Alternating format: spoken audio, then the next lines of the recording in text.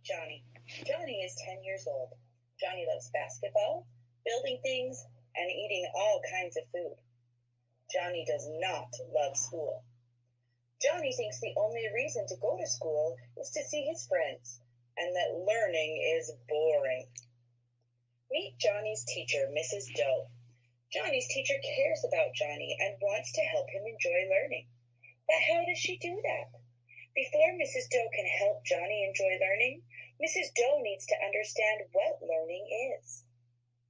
Learning is the process through which we experience things, and those experiences then cause a permanent change in what we know and how we behave.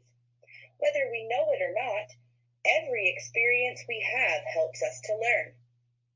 Mrs. Doe understands this and strives to create experiences in her classroom that are engaging for her students and help to encourage them to develop a growth mindset.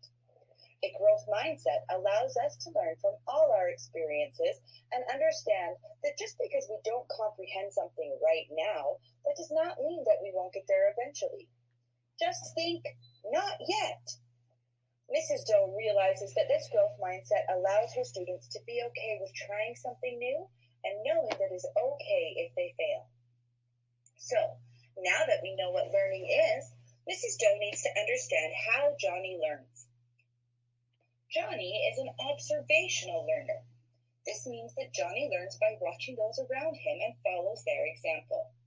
As Johnny interacts with friends, he pays attention to the behavior that they model for him. The students in Johnny's group will model positive behavior that will help Johnny engage in the activity. As Johnny has continual positive interaction with his peers, his brain learns a new pattern of behavior.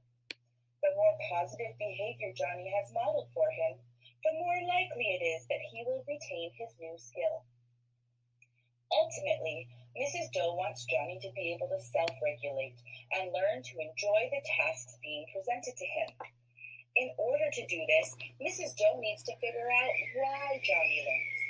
Mrs. Doe needs to find out what really motivates Johnny and how to keep him interested in school. Although Mrs. Doe's goal is to have Johnny be self-motivated, she knows that initially his motivation will have to come from more external forces in order for Johnny to feel the effects. So, what should Mrs. Doe try? Should she try motivating him through the promise of a sense of accomplishment when he's finished his assignment?